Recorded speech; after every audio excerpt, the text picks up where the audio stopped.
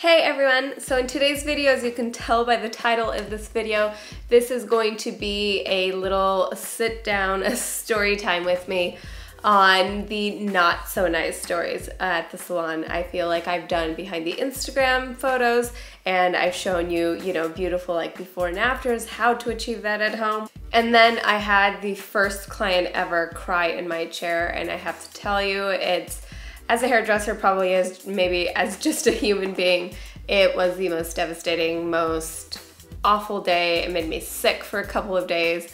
Anyway, but I figured I had to share this with you guys. And I'm going to just be super honest with you guys. A lot of you guys will sit in my chair and ask, tell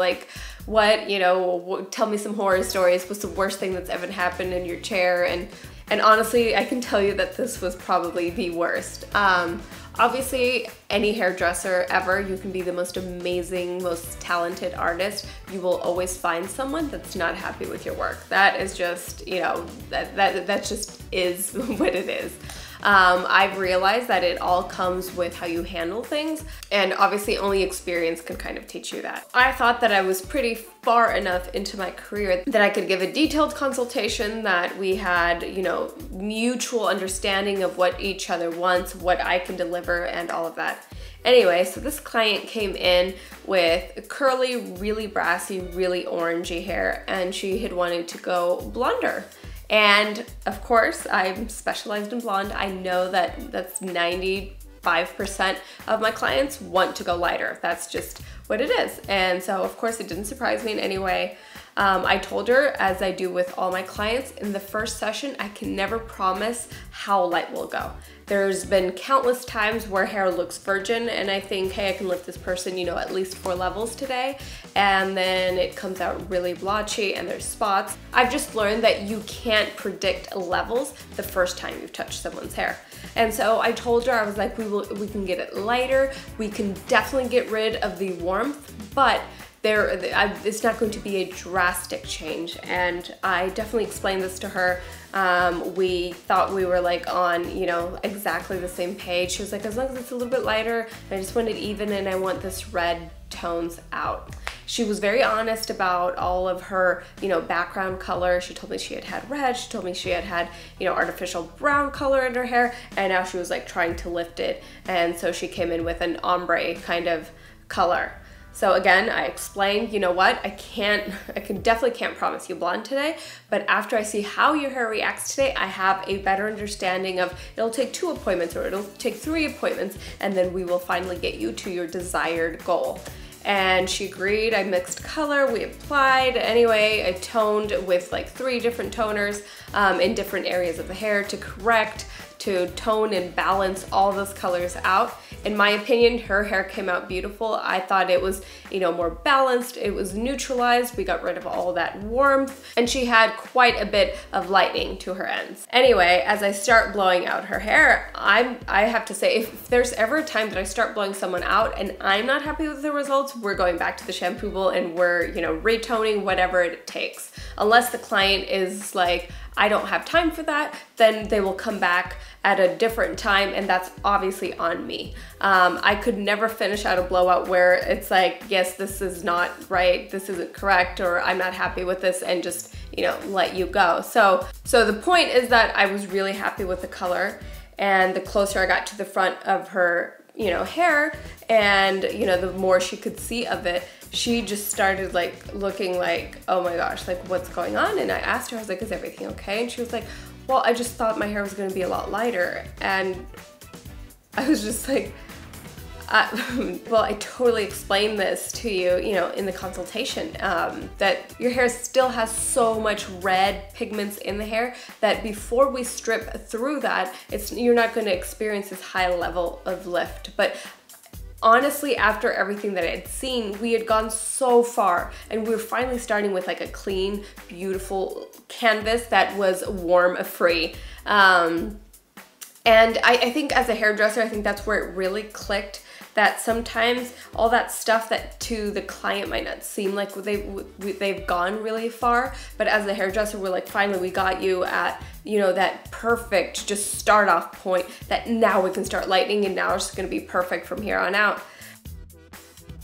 And so I was just almost confused, like, wait, this is amazing. And obviously you never argue with the client. If the client's not happy, it's not for me to say, hey, no, this actually looks great. You know, if she's not happy, it's not great. I mean, it could be the most amazing blonde balayage, and if she's not happy, then, you know, it's her opinion that matters. She's wearing the hair. She needs to be happy with it. So anyway, so stopped blowing out her hair. We went over it and stuff, and she was like, no, I mean, it's not you. It was almost like she was mourning that idea of that blonde hair. Obviously from that point on, there's like nothing, I mean, I can't re-bleach her hair. I'm not a believer in doing that. I know plenty of hairdressers that do. I'm not saying that it's wrong. I don't believe in that. I feel that after you bleach the hair once that day, re-bleaching it, you were just trying way too hard to get such a, you know, astounding result for the client, and you are compromising their hair. I don't care if you use Olaplex twice in one day. It's just way too much for the hair to handle, and eventually the hair is just, it's not going to have that longevity. And I try and explain this to clients. If you bleach your hair today and it's still not at the desired level that you want, and then say in 2 weeks or 3 weeks we bleach you out again, we are going to have so much more lift in 2 or 3 weeks than we will if we re-bleach you today. And I know that this is really, really difficult for clients to understand, because it just makes sense. You do it again and you're gonna get more brightness. If you give the time to your hair to kind of heal, it has shine, and anytime hair has shine, lighter hair looks lighter. So if you are lightening the hair, you want all that strength, all that shine to be there. So if you're just bleaching and re-bleaching in one day, you're definitely cutting all that shine away. And a perfect example of that is this client here who came to me with long brown artificial dyed hair. She had broken pieces appear from previous highlights that she covered with, you know, artificial brown color, and then came to me and showed me a picture of this gorgeous blonde balayage that she wanted in one day. And I explained to her, and I was very, very blunt, like, this is not possible in one day. And she was very patient, I have to say. We had her on a regimen, and it was like, I'm going to have to see you every 2 weeks, I'm going to have to see you every 3 weeks, and I promise to leave you with something that's wearable in between. I'm never going to leave you with a, oh, it's spotted or blotchy. I did that once to one client, and again, we agreed. She told me she was a hairdresser. She told me she knew she didn't want me to tone things down. She wanted to leave it as is so we could speed up the process. And then she goes home and gives me an awful Yelp review with spots in her hair saying that I had done that to her. So anyway, back to this client that wanted to go, you know, very drastically blonde. We got her on this regimen. She was very patient. She had, I want to say, almost 7 to 8 sessions, and this is the kind of gorgeous blonde she was left with. We used Olaplex every single time, and like I said, we were on a regimen. She didn't skip an appointment, and at times it almost seemed like, oh my gosh, I'm here again. There will be times in between that it almost seems like there wasn't that much difference from the last time, but I promise you it's getting us closer, I promise. The whole point of this video isn't in any way to nag clients, or, you know, to try and build like this, you know, aura around hairdressers are so good and this is what we're doing and we mean for the best. The whole point is, if you understand us, we can deliver what you want. We promise you. It's just, I hate to sound so cliche, but you guys need to help us so that we can help you. So anyway, going back to this client that was, you know, just so sad and crying in my chair, and as hairdressers, we are part therapists. We listen to, you know, very deep, you know, life stories, and we try our best always to, you know, to help and to make that situation better. But when it's just straight up your work that has made someone cry, it's the most awful, awful feeling. I literally came home that day and Adam was just like, what's going on and stuff, and I was just like, I feel like I can't do anything. I just want to sit on the couch and cry. And that's literally, and I have to say that at the salon, I probably kept it together pretty well. She was probably like, wow, she's so not being sensitive to how, you know, how I'm feeling. But I think it's almost like when you're at work and you're like, I gotta keep, you know, a straight face and I gotta keep going. Like, what else do I need to do? Anyway, we ended up finishing the blowout. I asked her to come back. I was very sorry to inconvenience her to have to drive back and see me once again, but I was more than happy to give her a bleach session once again on me. And honestly, that's not what we're supposed to do as hairdressers. If anytime that you are relighting, then that is a separate appointment. Anytime that something wasn't right or you weren't happy with something, you want to retone something, absolutely. I'm more than happy. If this tone is off, if it's not exactly what you expected, you can come back and I can fix it hopefully within, you know, a week or so. I really try hard to allot enough space so that if there is an emergency, if there was something that someone wasn't happy, my work is guaranteed, obviously, and I want you to be super happy with your results, of course. So since we are on the topic of crying, this is just, you know, going to be a little therapy session with Sylvia today. I feel like this is what this is going to turn into, but so I've definitely addressed, you know, hate on YouTube, and I feel like every YouTuber that, you know, has done YouTube long enough has made a video on this. So at first when I started YouTube, I was like, oh, what am I doing? I'm going to get all this hate and I'm not going to be able to sleep at night, and, you know, it's going to be really, really tough on me. And I honestly have to say that, you know, it's been pretty easy. I have to admit that obviously the good always outweighs the bad. That's first and foremost. And honestly, I feel like 99% of comments and support that I get on YouTube is just so amazing that, you know, one negative comment here and there is not going to, you know, even affect me. And honestly, I feel like the worst thing that I've ever read on, you know, my comments was stuff like, your eyebrows are so ugly, your face is so uneven, you should get a face transplant, what are you doing on YouTube, blah, blah, blah. And then there's the, you're so awkward on camera, which I know. You know, you're so boring, I hate listening to you.